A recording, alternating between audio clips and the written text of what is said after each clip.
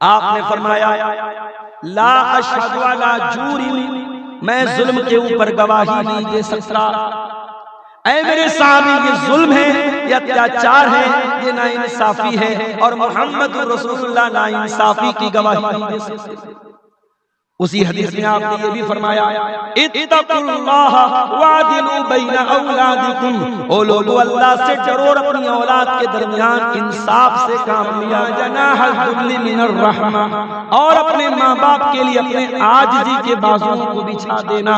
वकुर रब्बिरहम्हुमा कमा रब्बयानी सगीरा, और ये दुआ पढ़ते रहना कि ऐ अल्लाह हमारे माँ बाप पर रहम फरमा, इस तरीके से बचपन में उन्होंने मुझको पाला है। अम्मा बाद फ़इन्न खैरल हदीस किताबुल्लाह व खैरल हदी हदी मुहम्मदिन सल्लल्लाहु अलैहि वसल्लम व शर्रल उमूरि मुहदसातुहा व कुल्लु मुहदसतिन बिदअह व कुल्लु बिदअतिन ज़लालह व कुल्लु ज़लालतिन फिन्नार।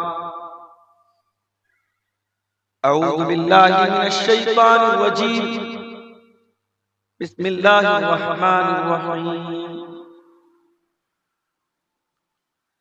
इन्नल्लाहा यअमुरु बिल अदलि वल इहसानि व ईताइ ज़िल क़ुर्बा व यन्हा अनिल फ़हशाइ वल मुनकरि वल बग़य यइदुकुम लअल्लकुम तज़क्करून। मोहतरम हाज़रीन जुमा, सदलपुर कला की इस जामा मस्जिद में आज खुतबे जुमा के लिए आपके सामने हाजिर होने का मौका मिला है। खुतबे का टाइम 12:15 बजे से लेकर 12:45 तक का था। कुछ मजबूरियों की वजह से मैं थोड़ी ताखीर से पहुंचा हूं और तकरीबन 12:30 बजे जुमा की अजान हुई है और हमारे सामने घड़ी में 12:40 हो चुके हैं, यानी 20 से 25 मिनट हमें आपके सामने गुफ्तगू कर। सीमांचल का इलाका लंबी चौड़ी तकरीरों के लिए जाना जाता है। मैं इंडिया के कई स्टेट्स में तकरीर कर चुका हूं, मुंबई से लेकर बेंगलोर तक और कलकत्ता से लेकर कर्नाटक तक। आमतौर से तकरीरों का जो मिजाज है 1 घंटे की तकरीर बहुत होती है, मगर सीमांचल में जो प्रधान वक्ता होते हैं जिनको आमतौर से जलसे में मेन मुकर्रिर के तौर पर बुलाया जाता है, उनसे ये उम्मीद रखी जाती है कि वो 2 घंटा बोले, 1.5 घंटा कम से कम। ये एक मिजाज है सीमांचल। कुरान हकीम की जो आयत मैंने आपके सामने पढ़ी है, ये कुरान के 14वें पारे की आयत है। 14वें पारे में एक सूरत है, सूरतुन नहल। ये सूरतुन नहल की आयत नंबर 90, आयत नंबर 90 है। इस आयत को अल्लाह ताला ने 2 टुकड़ों में बांटा है।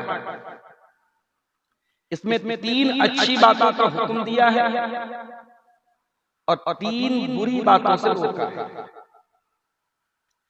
यानी 3 चीजों का ऑर्डर दिया है, आदेश दिया है, और 3 चीजों से मना किया है, रोका है। और आयत की एंडिंग में अल्लाह कहता है यईज़ुकुम, कि ये 3 बातों का आदेश देकर और 3 बातों से तुम्हें रोककर अल्लाह ताला तुम्हें नसीहत कर रहा है। गोया अल्लाह ताला की नसीहत बहुत शॉर्ट में होती है, बहुत मुख्तसर होती है, बहुत संक्षेप में होती है। अल्लाह के कलाम की ये खासियत है, अल्लाह के कलाम में बहुत विस्तार से, बहुत डिटेल से बातें नहीं होती, इख्तिसार से मुख्तसर बातें होती, इन शॉर्ट बातें होती हैं, लेकिन बातें जो होती हैं बहुत ही मजबूत होती हैं, बहुत ही मुकम्मल होती हैं, बहुत ही जान। तो कुरान की इस आयत में अल्लाह ताला ने 3 बातों का हुक्म दिया। आइए देखते हैं किन बातों का हुक्म दिया। इन्नल्लाह यअमुरु बिल अदली वल इहसानी व ईताइ ज़िल कुर्बा। अल्लाह 3 बातों का हुक्म दे रहा है। नंबर 1, अल्लाह तुम्हें अदल का हुक्म दे रहा है। नंबर 2, अल्लाह तुम्हें एहसान का हुक्म दे रहा है। नंबर 3, अल्लाह तुम्हें अपने रिश्तेदारों को देने का हुक्म दे रहा है। अब रिश्तेदारों को क्या देना है, इस पर हम बात सोचते हैं। उसके बाद फरमाया कि अल्लाह तुमको 3 बातों से मना करता है। वयनहा अनिल फहशाई वल मुनकरी वल बगी। अल्लाह तुमको फहशा से रोकता है, मुनकर से रोकता है, बगी से रोकता है। तो आज के खुतबे जुमा में हम इन 6 बातों को समझेंगे। अल्लाह ने 3 बातों का हुक्म दिया। पहली बात क्या है? अदल। अदल किसको बोलते हैं? अदल का मतलब होता है हकदार को उसका हक देना, और अदल का अपोजिट है जुल्म। जुल्म किसको बोलते हैं? हकदार को उसका हक न देना। मिसाल के तौर पर टोपी है। टोपी का हक क्या है? टोपी की जगह क्या है? सर है, और जूते की जगह पैर है। अब टोपी को पैर में पहना जाए तो ये टोपी के साथ जुल्म है, और जूते को सर पे रखा जाए तो ये सर के साथ जुल्म है। तो अरबी जबान में अदल कहते हैं हकदार को उसका हक देना। अब गौर कीजिए, अल्लाह ने इस एक शब्द के जरिए, इस एक वर्ड के जरिए जितने भी हुकूक हैं, जितने भी अधिकार हैं, जितने भी हमारे जिम्मे रिस्पॉन्सिबिलिटी है, जिम्मेदारी है, कर्तव्य है, अल्लाह ने सबको इस एक लफ्ज के अंदर शामिल कर दिया, समेट दिया। इन्नल्लाह यामुरु बिल अदल। बेशक अल्लाह ताला तुमको हुक्म देता है अदल का। अगर तुम एक बाप हो, अपनी औलाद को उनका हक दो। अगर तुम एक बेटे हो, अपने माँ बाप को उनका हक दो। अगर तुम शौहर हो, अपनी बीवी को उसका हक दो। अगर तुम बीवी हो, शौहर को उसका हक दो। अगर तुम भाई हो तो भाई का हक दो। अगर तुम बहन हो तो भाई का हक दो। जितने हुकूक हमारे ऊपर, उन सब हुकूक को हम अदा करें। इस एक लफ्ज के अंदर सारे हुकूक किया जाएगा। मेरे भाइयों, आज के जमाने का दस्तूर क्या है? दुनिया अपना हक मांगती है, अपनी जिम्मेदारी को अदा करने की बात नहीं। टीचर के तनख्वाह टाइम से ना आए, टीचर परेशान, धरना प्रदर्शन और रैली निकल रही। क्यों साहब? हमारी सैलरी टाइम से नहीं मिली। जाहिर है सैलरी उसका हक है, लेकिन टीचर का जो हक है, टीचर की जो जिम्मेदारी है, उसे बच्चों को पढ़ाना है, तालीम देना है, तरबियत देना है। क्या टीचर वो हक अदा कर रहा है? नहीं। बिहार और यूपी के कई स्कूलों का ही हाल है, कई मदरसों का हाल है। घंटी के टाइम टीचर बैठ करके क्लास में सोता है। बच्चे खेल रहे, कूद रहे, घूम रहे, फिर रहे, टीचर को कोई मतलब नहीं। ये दुनिया का मिजाज बन गया है कि अपना हक मांगो, अपनी जिम्मेदारी अदा मत करो। कुरान का तरीका क्या है? इस्लाम का तरीका क्या है? इन्नल्लाह यअमुरु बिल अदल। अल्लाह तुम्हें हुक्म दे रहा है कि पहले तुम अपने कर्तव्यों का निर्वहन करो, अपनी जिम्मेदारियों को पूरा करो, अपने ऊपर जो हक है पहले उसको अदा करो। इस्लाम हक मांगने की तालीम नहीं देता, इस्लाम हक अदा करने की। आज बाप को शिकायत, बेटा बड़ा नाफरमान है, बच्चे बड़े नाफरमान हैं, हमारी बात नहीं मानते, हमारी कदर नहीं करते। लेकिन कभी बाप को एहसास हुआ कि उसने अपने बच्चों के साथ क्या क्या नाइंसाफी की है? 5 बच्चे हैं, एक बच्चे के नाम जमीन कर दी, एक बच्चे के नाम जायदाद कर दी, एक बच्चे को सारा खेत दे दिया, बाकी 4 बेटों को महरूम कर दिया। क्या ये समाज की कड़वी हकीकत नहीं है? क्या समाज के मंजर नहीं देखने को मिलते? अल्लाह के नबी के पास एक सहाबी आते हैं, अल्लाह के नबी मेरे पास एक खजूरों का बाग है और मैं ये बाग अपने बेटे नोमान को देना चाहता हूँ। सहाबी का नाम बशीर है, उनके बेटे का नाम नोमान है। कहा है अल्लाह के रसूल, मैं अपना ये बाग अपने बेटे नोमान को देना चाहता हूँ। नबी ने पूछा क्या तुम्हारे और भी बच्चे हैं? कहा कि हाँ अल्लाह के और भी बच्चे। आपने पूछा क्या सबको ये खजूरों का बाग दिया है? नहीं है अल्लाह के नबी, मैंने नहीं। आपने फरमाया ला अशहदु अला जूरिन, मैं जुल्म के ऊपर गवाही नहीं दे सकता। ऐ मेरे साहबी, ये जुल्म है, ये अत्याचार है, ये नाइंसाफी है और मोहम्मद रसूलुल्लाह नाइंसाफी की गवाही नहीं दे सकते। उसी हदीस में आपने ये भी फरमाया इत्तकुल्लाह वादिलू बैना औलादिकुम, ओ लोगों अल्लाह से डरो और अपनी औलाद के दरमियान इंसाफ से काम लिया करो। औलाद के दरमियान इंसाफ। इस्लाम ये तालीम देता है कि अगर तुम माँ बाप हो तो पहले ये देखो कि अपने बच्चों के साथ तुम क्या कर रहे हो। इस्लाम आपको ये तालीम नहीं देता कि आप अपना हक तो मांगे, अपनी जिम्मेदारी को पूरा करें।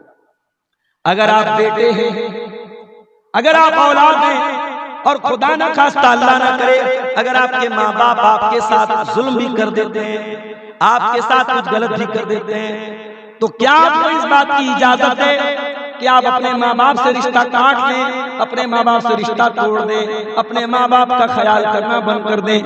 नहीं, ये इस्लाम की तालीम। इस्लाम की तालीम क्या है? इम्मा यब्लुगन्ना इंदकल किबरा अहदुहुमा औ किलाहुमा फला तकुल लहुमा उफ़्फ़िन वला तनहरहुमा वकुल लहुमा क़ौलन करीमा। अगर तुम्हारे वालिदैन में से कोई एक या दोनों अगर बुढ़ापे को पहुंच जाएं, बूढ़े हो जाएं, तो उनको खबरदार उफ भी मत कहना, उनको डांट करके झिड़क करके बात मत करना, उनसे अदब से बात करना। वक़्फ़िज़ लहुमा जनाहल दुल्ली मिनर रहमा, और अपने माँ बाप के लिए अपने आजिज़ी के बाजुओं को बिछा देना। वक़ुर रब्बिरहम्हुमा कमा रब्बयानी सगीरा, और ये दुआ पढ़ते रहना कि ऐ अल्लाह हमारे माँ बाप पर रहम फरमा, इस तरीके से बचपन में उन्होंने मुझको पाला है। तो अल्लाह अदल का हुक्म करता है। अच्छा, अदल का एक मतलब और होता है न्याय, जस्टिस, इंसाफ। इस्लाम इंसाफ की तालीम देता है। अभी आजकल सुना होगा आपने, हमारे देश में अदालत के बाहर एक मूर्ति बनी रहती थी और मूर्ति की आंखों पर पट्टी बनी रहती थी और हाथ में तराजू रहता था। अभी हमारी मोदी जी की सरकार ने उसकी शेप को बदल दिया है। अब उसकी आंखों की पट्टी खत्म हो गई, तराजू भी शायद चेंज हो गया है। इंसाफ के तराजू की तस्वीर बदलने से इंसाफ नहीं। इंसाफ तब होगा जब अदालतों में जजेस कास्ट और मजहब के फर्क के बगैर इंसाफ करेंगे, किसी मजबूर पर जुल्म होने नहीं देंगे। इस्लाम इंसाफ की तालीम देता है। दुनिया की नजरों में प्यार में और जंग में सब जायज होता है। दुनिया की नजर में अगर किसी से हमारी जंग है, किसी से हमारी दुश्मनी है, तो दुनिया का कायदा क्या है, दुनिया का कानून क्या है कि दुश्मन के बच्चों को भी मारा जाए, दुश्मन की औरतों को भी मारा जाए, दुश्मन के बूढ़ों को भी मारा जाए। माफ कीजिएगा, इस्लाम की ये तालीम। अल्लाह के नबी जब सहाबा को जंग के मैदान में भेजते थे, तालीम देते थे, ला तक़्तुलू वलीदा, खबरदार किसी बच्चे को कत्ल मत करना। वला तक़्तुलू शैखन फानिया, किसी ऐसे बूढ़े इंसान को जो बिल्कुल बूढ़ा है, जो मैदान जंग में लड़ाई नहीं कर रहा है, उस बूढ़े को कत्ल मत करना। वला तुहर्रिकु शजरा, किसी पेड़ को मत जलाना, किसी की इबादतगाह के ऊपर हमला मत करना, किसी के पूजा स्थल पर जाकर के हमला मत करना। ये इस्लाम की तालीम जंग के मैदान में है। दुनिया का दस्तूर है, दंगा फसाद होता है, किसी एक इंसान की गलती से दंगा होता है, किसी एक शरारती की शरारत से दंगा होता है, मगर दंगे की जब आग भड़कती है बेकसूर मारे जाते हैं। बहराइच में दंगा हुआ, यूपी के अंदर कितने मुसलमानों की कारों को जलाया गया, उनकी दुकानों को जलाया गया, उनके घरों को जलाया गया, और बाद में मुसलमानों ही के खिलाफ केस भी दायर हुआ और कितने मुसलमानों के घरों पर बुलडोजर भी चला दिया। मेरे प्यारे साथियों, इस्लाम की तालीम क्या है? अगर किसी से हमारी दुश्मनी भी है, अगर किसी के साथ हमारा झगड़ा भी है, तो दुश्मन के मामले में भी हम कोई ऐसी बात नहीं बोल सकते जो इंसाफ के खिलाफ है। अल्लाह कुरान में कहता है, वला यजरिमन्नकुम शनआन कौमिन अला अल्ला तादिलू इदिलू हुवा अक़रबु लित्तक़वा। खबरदार, किसी कौम के साथ हमारी दुश्मनी का मतलब ये नहीं है कि तुम इंसाफ का गला घोंट दो। इंसाफ दुश्मन के साथ भी इंसाफ किया जाएगा, दुश्मन के साथ भी अन्याय नहीं होगा, दुश्मन के साथ भी ना इंसाफ नहीं। और दूसरी चीज क्या है? वल एहसान। और अल्लाह ताला तुम्हें एहसान का हुक्म देता है। एहसान का क्या मतलब होता है? एहसान का 3 मतलब होता है। पहला मतलब, हम नमाज पढ़ रहे हैं, हम रोजा रख रहे हैं, हम ज़कात दे रहे हैं, हम किसी मस्जिद मदरसा में दान दे रहे हैं, हम कोई भी नेकी का काम कर रहे हैं, हमारा मकसद अल्लाह को राज़ी करना। इसको बोलते हैं एहसान। इसको बोलते हैं एहसान। अल्लाह के प्यारे नबी ने फरमाया, आपसे पूछा गया एहसान किसको बोलते हैं? आपने कहा अन्तअबुदल्लाह कअन्नका तराह। अल्लाह की इबादत इस तरीके से करो जैसे तुम अल्लाह को देख रहे हो। फ़इल्लम तकुन तरा, और अगर तुम अल्लाह ताला को नहीं देख रहे हो तो कम से कम ये सपोज कर लो, ये तसव्वुर कर लो कि अल्लाह तुमको देख रहा है। तो एहसान का एक मतलब तो ये, और एहसान का एक मतलब और होता है कि अपनी जात से दूसरों का भला करो, दूसरों को फायदा पहुंचाओ, दूसरों के साथ अच्छा सलूक करो। तुम्हारी जात से, तुम्हारे हाथ से, तुम्हारी जुबान से किसी को तकलीफ न पहुंचे। और अगर एहसान का मतलब आप समझना चाहते हैं, जुमा का खुतबा है, लंबी चौड़ी तकरीर नहीं कर सकता, जाइए कुरान का 4था पारा उठाइए, सूरह निसा की आयत नंबर 36 उठा के दीजिए। वाबुदुल्लाह वला तुशरिकू बिही शैया व बिल वालिदैनि इहसाना व बिज़िल कुर्बा वल यतामा वल मसाकीनी वल जारि ज़िल कुर्बा वल जारिल जुनुबी वस साहिबि बिल जंबी व इब्निस सबीली व मा मलकत अयमानुकुम इन्नल्लाहा ला युहिब्बु मन काना मुख्तालन फखूरा। अल्लाह ने पड़ोसी के साथ, रिश्तेदारों के साथ, यतीमों के साथ, गरीबों के साथ, परदेसी के साथ, सबके साथ भलाई का हुक्म दिया। तो एहसान का एक मतलब तो ये है। एहसान का एक मतलब और भी होता है। वो क्या है? कोई भी काम परफेक्ट तरीके से करना, कोई भी काम अच्छे तरीके से करना। मिसाल के तौर पर आप खस्सी लाए ज़बा करने के लिए, बकरीद का मौका है, त्योहार का मौका है, खस्सी लाए, बकरा लाए, अब आप उसको ज़बा करें। तो ज़बा करने का एक तरीका तो ये है, एक वीडियो मैंने देखा नेपाल की, साहब एक गैर मुस्लिम है, उसका अपना एक पूजा स्थल है, अपनी एक इबादतगाह है, उसके बाहर जानवर की बलि चढ़ रही। एक बकरी का बच्चा आता है और वो गैर मुस्लिम अपने धर्म का जो भी महान था या जो भी था, उसने उस बकरी के बच्चे को हाथ में लिया और उसके गले को दांत से नोचा, उसका खून पी गया और बकरी के बच्चे ने दम तोड़ दिया। इसको बलि का नाम दिया गया, इसको कुर्बानी का नाम दिया गया। माफ करना, इस्लाम में ऐसी बलि और ऐसी कुर्बानी का कोई कसम। इस्लाम में अगर जानवर की कुर्बानी का हुक्म भी दिया गया है, उसमें भी एहसान का हुक्म दिया गया है। अल्लाह के प्यारे नबी फरमाते हैं, इन्नल्लाह कतबल एहसान अला कुल्लि शै। अल्लाह ताला ने हर शय के साथ एहसान का हुक्म दिया है। वइज़ा ज़बहतुम फअहसिनु ज़िबहा, जब जानवर को ज़बह करो अच्छी तरीके से ज़बह करो, छुरी को पहले से तेज कर लो, जानवर को तड़पा तड़पा के न मारो, जानवर को सता सता के न मारो, ऐसी छुरी को तेज रखो कि जानवर एक मर्तबा में ज़बह हो जाए। तड़पा तड़पा के मारने की जानवर को इस्लाम का। और तीसरी चीज वह ईताइज़िल कुर्बा, और अल्लाह तुमको रिश्तेदारों को देने का हुक्म देता है। क्या देना है? पैसा है तो पैसा दे दो, कपड़ा है तो कपड़ा दे दो, कपड़ा भी नहीं है, पैसा भी नहीं है, कुछ नहीं है। रिश्तेदार की शादी है, उसने दावत दी है, जाओ उसकी खुशी में शामिल हो जाओ।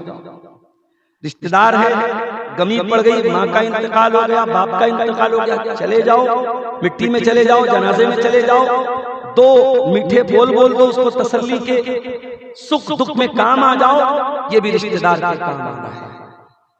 आज की जिंदगी में हम बड़े बिजी हो गए, बड़े व्यस्त हो गए। आज हमारी नौजवान नस्ल को तो पता भी नहीं रहता। सादलपुर के इस गांव के बहुत सारे रिश्तेदार मनसाई में भी होंगे, बहुत सारे रिश्तेदार आपके प्राणपुर साइड में भी होंगे, बहुत सारी रिश्तेदारियां आपके पूर्णिया साइड में होंगी। नौजवान नस्ल को तो पता भी नहीं होता हमारे ताया कौन है, हमारे खालू कौन है, हमारे मामू कौन है, हमारी रिश्तेदारी कौन है।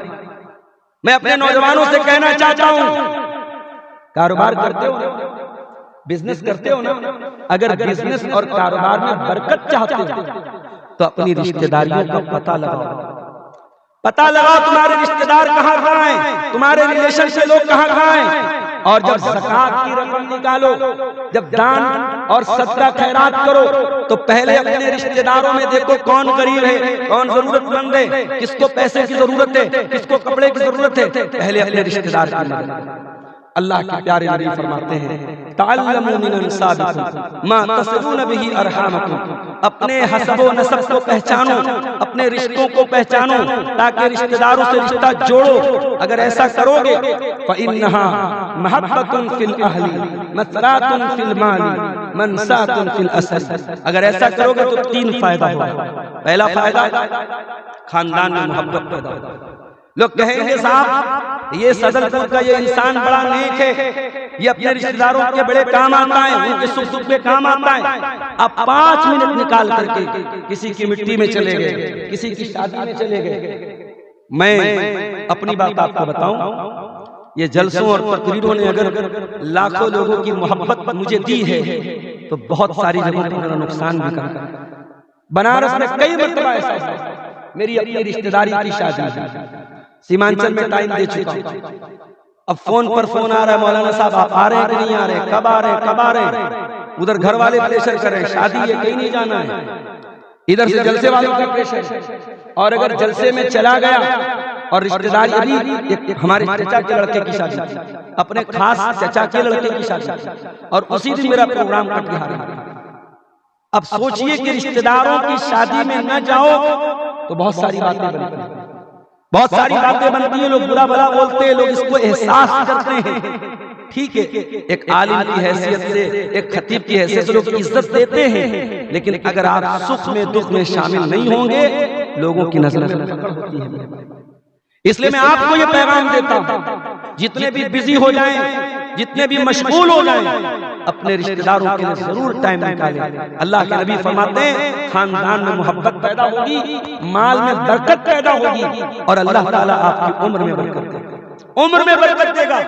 हो सकता है आप 40 साल में दुनिया से चले जाएं, हो सकता है 50 साल की उम्र में दुनिया से चले जाएं, उम्र कम मिलेगी, मगर अल्लाह जो नाम देगा, जो इज्जत देगा, जो रिस्पेक्ट देगा समाज में, जो रेपुटेशन देगा समाज में, जो सम्मान मिलेगा समाज में, वो 100 साल के होने पर भी आपको न मिलता जो 50 साल की उम्र में मिलेगा अगर आप ये काम करके रहेंगे। तो ये 3 बातें जिनका अल्लाह ने हुक्म दिया है। अब जल्दी जल्दी 3 वो बातें जिनसे अल्लाह ने मना किया है उसको बयान करके हम बात खत्म करते हैं। वयन्हा अनिल फहशा, और अल्लाह ताला तुमको हर उस काम से मना करता है जिस काम के अंदर फहाशी पाई जाती हो, वल्गैरिटी पाई जाती हो, अश्लीलता पाई जाती हो, चाहे वो ज़िनाकारी हो, चाहे वो लड़के लड़कों का नाजायज ताल्लुक हो, चाहे वो पोर्न मूवीज देखने वाला काम हो, चाहे वो कोई भी ऐसा काम हो जिसके अंदर बदकारी और बुराइयां पाई जाती है। आज नौजवानों के अंदर ये चीजें आम हैं, गाली गलौज आम है, बात बात पे माँ बहन की गाली देना आम बात है। जिस नबी का हमने कलमा पढ़ा है उस नबी ने कभी मुंह से गाली नहीं निकाली। लम यकुन फाहिशन, मेरे नबी गाली बकने वाले न थे, मेरे नबी बेहुदा बात करने वाले न थे, मेरे नबी कभी मुंह से वल्गर बात नहीं निकालते थे। वला मुतफहिशन, गाली के जवाब में भी कभी गाली नहीं देते। वला सखाबन फिल अस्वाक, मेरे नबी बाजारों में चिल्ला चिल्ला के बात करने वाले भी नहीं थे। बाजार में जाते थे, सामान खरीदते थे, दुकान पे जाते थे, बड़ी मोहब्बत से, बड़ी नरमी से, बड़ी मिठास से बात करते थे। अल्लाह के प्यारे नबी, मेरे अजीजों, अल्लाह तुमको फहशा से रोकता है, अल्लाह तुमको हर उस काम से रोकता है जिस काम के अंदर वल्गैरिटी और अश्लीलता पाई जाती है। वल मुनकर, और दूसरी चीज क्या है, अल्लाह तुमको मुनकर से रोकता है। मुनकर किसको बोलते हैं? जो अल्लाह की नजर में गलत, जो रसूल की नजर में गलत, जो कुरान की नजर में गलत, जो चीज अल्लाह और उसके रसूल की नजर में गलत है वो गलत है। दिवाली की मिठाई का बड़ा मसला है। शेख साहब गैर मुस्लिमों के बीच में रहते हैं, जॉब करते हैं, दिवाली की मिठाई दे रहे हैं, खा सकते कि नहीं खा सकते? भाई देखो, एक सीधी सी बात समझो, दिवाली मनाने वाला बेटे की पैदाइश की तो खुशी नहीं मना रहा है, शादी की तो खुशी नहीं मना रहा है। उसका अकीदा है कि दिवाली की रात उसके घर में उसकी देवी आती है, जिसकी वो इबादत करता है, जिसकी वो पूजा करता है। अब आपकी शरीयत की नजर में दिवाली का ये त्योहार शिर्क के ऊपर इसकी बुनियाद है, और इस्लाम की नजर में सबसे बड़ा पाप क्या है? शिर्क है। और उस शिर्क की खुशी में वो मिठाई खा रहा है, खिला रहा है, और आप फतवा पूछ रहे हैं? नहीं, फतवा नहीं पूछा जाता ऐसे मौके पर। जिस काम की बुनियाद में शिर्क है, उस मिठाई को अपने हलक के नीचे क्यों उतारें? नहीं लेंगे, बहुत मजबूरी होगी हम ले लेंगे। अगर सामने वाला नाराज हो रहा है, उसको नाराज नहीं करेंगे, ले लेंगे, मगर हम खाएंगे नहीं। ये मिजाज बना। और अगर बहुत मजबूरी की हालत में आपने खा भी लिया, तो भाई मजबूरी की हालत में लोग सूअर भी खा लेते हैं, मजबूरी की हालत में लोग मुर्दार भी खा लेते हैं। जब जान बचाने का मसला है तो कुत्ता भी खा सकते हैं। लेकिन क्या कोई मजबूरी की हालत में अगर सूअर खा ले, मुर्दार खा ले, तो क्या प्रचार करेगा कि भाई तुम भी खाओ? आज हमारा नौजवान, रात को पटाखे की आवाज आ रही थी, यकीन करें आप, सिर्फ गैर मुस्लिमों के इलाके से पटाखे की आवाज नहीं आ रही थी, बड़ी तादाद में मुसलमान भी पटाखे बजा रहा है, बड़ी तादाद में मुसलमान भी मिठाई खा रहा और खिला रहा है। खबरदार मेरे भाइयों, ला इलाहा इल्लल्लाह का मतलब समझो। हम एक अल्लाह की इबादत करते हैं और अल्लाह के सिवा किसी की इबादत नहीं करते हैं। हमारा कलमा अल्लाह से शुरू होता है, हम गैरुल्लाह की इबादत का इनकार करते हैं। तो दूसरी बात, वल मुनकर, जो चीज अल्लाह और उसके रसूल की नजर में बुरी है उससे अल्लाह ताला मना करता है। और तीसरी चीज क्या है? वल बगी, और अल्लाह तुमको बगी से मना करता है, तुमको जुल्म से मना करता है। किसी पर जुल्म मत करना, किसी पर अत्याचार मत करना, किसी का हक मत मारना, किसी कमजोर को मत दबाना, किसी यतीम को मत दबाना, किसी गरीब को मत दबाना, किसी पर अत्याचार मत करना। और याद रखो, दो गुनाह ऐसे होते हैं जिनकी सजा अल्लाह ताला दुनिया ही में दे देगा। दो गुनाह ऐसे हैं जिनकी सजा आखिरत में तो मिलेगी, दुनिया में भी अल्लाह उसकी सजा देगा। कौन से दो गुनाह हैं? अल-बग़्य व उक़ूक़ुल वालिदैन। पहला गुनाह दूसरों पर जुल्म करना, दूसरों पर अत्याचार करना, ताकतवर कमजोर को दबाए, पैसे वाला गरीब को दबाए, पावर वाला कमजोर को दबाए, दूसरों को दबाना, दूसरों को सताना, दूसरों को तकलीफ देना, इसकी सजा अल्लाह दुनिया में देगा। और दूसरी चीज क्या है? उक़ूक़ुल वालिदैन, और माँ बाप को सताना, माँ बाप को तकलीफ देना, माँ बाप से रिश्ता तोड़ लेना, इसकी सजा भी अल्लाह ताला देगा। इसलिए मेरे भाइयों, ये तीन बातों पर अमल कीजिए और तीन बातों से अपने आप को बचाइए। आज अफसोस की बात है, सदलपुर कला की इस मस्जिद में आज जुमा पढ़ाने के लिए मैं हाजिर हुआ।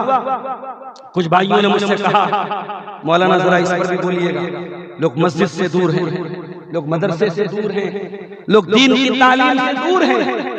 अफसोस की बात है मेरे भाई, इस दौर में भी अगर हम दीन की तालीम से दूर हैं, अफसोस की बात है। सारी चीजें अपनी आंखों से देख रहे हैं, हालात कितने बुरे से बुरे हो रहे हैं हम देख रहे हैं। अगर अब भी हम ना जागे, अब भी हमने मस्जिद से अपना ताल्लुक नहीं जोड़ा, हमने मदरसे से अपना ताल्लुक नहीं जोड़ा, मदरसे में अपने बच्चों को नहीं डाला, अपने बच्चों और बच्चियों को दीन की तालीम नहीं दी, उलमा की इज्जत नहीं की, उलमा को उनका हक नहीं दिया, तो माफ करना, आने वाली नस्लें हमें माफ नहीं करेंगी, आने वाली नस्लें हमें माफ नहीं करेंगी। क्योंकि जमाना जैसे जैसे आगे बढ़ेगा, फितनों का दौर आ रहा है और बड़ी तेजी से हमारा नौजवान तबका दीन से दूर हो रहा है, इस्लाम से दूर हो रहा है। ऐसी हरकतें कर रहा है, ऐसे काम कर रहा है जो इस्लाम से खारिज कर देते हैं, जो ईमान से खारिज कर देते हैं। मेरे भाई, जब बीमारी बढ़ जाती है, डॉक्टर के पास आ जाते हैं, डॉक्टर चेकअप करता है, कहता तुमको वायरस हो गया है, तुमको वायरस हो गया है, तो डॉक्टर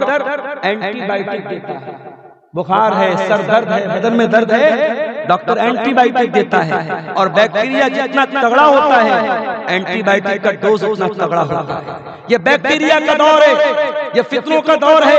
हमारी लड़कियां मुर्तद हो रही हैं, हमारे लड़के शराब पी रहे हैं, हमारी नौजवान नस्ल जिना कर रही है। ये वायरस का दौर है, ये कुफ्र का वायरस, ये शिर्क का वायरस, ये बेहयाई का वायरस बड़ी तेजी से फैल रहा है। इसका एंटीबायोटिक यही मस्जिद है, इसका एंटीबायोटिक यही मदरसा है, इसका एंटीबायोटिक यही उलमा है।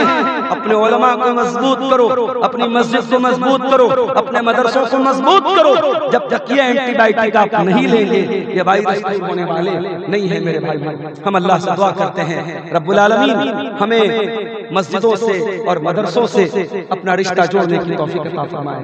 रब्बुल आलमीन हमारी नौजवान नस्ल को हर किस्म की बुराई से, बेहयाई से, गलत काम से अल्लाह हमारी नौजवान नस्ल की हिफाजत फरमाए। हमें से जो बीमार है, अल्लाह उनको शिफाए कामिला अजला अता फरमाए। जो रोजी रोटी से परेशान हैं, अल्लाह उनके कारोबार में बरकत नसीब फरमाए। सीमांचल के इस इलाके को अल्लाह खैर और बरकत का गहवारा बना दे। ये इलाका, ये उलमा का इलाका है, ये बहुत बड़ी बड़ी इल्मी शख्सियतों का इलाका है। अगर इस इलाके में जहालत पाई जाए, इस इलाके में गंदी चीजें पाई जाए, तो ये बहुत अफसोस की बात है। अल्लाह हमें अपने इस इलाके को हर किस्म की गंदगी से पाक करने की तौफीक अता फरमाए। रब्बुल आलमीन हमें ईमान पर कायम रखे और ईमान पर हमारा खात्मा हो। आमीन। वाह।